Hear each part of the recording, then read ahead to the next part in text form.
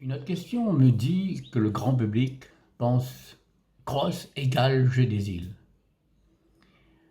Bon, je vais essayer d'éclaircir un peu cette question. Même si certains veulent inculquer cette pensée auprès des ligues lors de cette élection, les présidents des ligues, nos interlocuteurs, savent bien que le cross s'occupe de bien d'autres choses. Rien qu'à voir notre projet sportif territorial en relation avec le CNOSF. Les jeux ne concernent qu'environ 15 ligues et tous les 4 ans. Mais nous allons répondre quand même aux questions légitimes. Par exemple, comment sont choisies les disciplines? Et pourquoi la liste des disciplines change lors des différents jeux? Eh bien, le comité olympique de l'île organisatrice sollicite les autres îles pour connaître les disciplines qu'elles voudraient voir au prochain jeu. Par exemple, pour 2023, le cross a été sollicité par le comité olympique de Malgache. Et en toute transparence, le cross a sollicité les ligues pour connaître leur volonté d'y participer.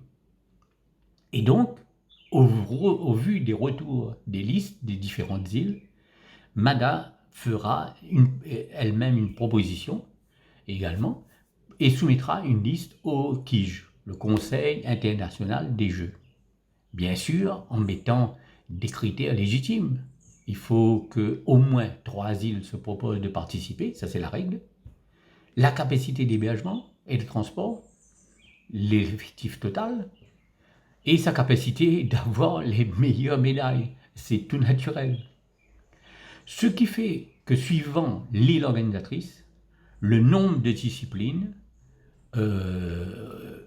change et le choix des disciplines également.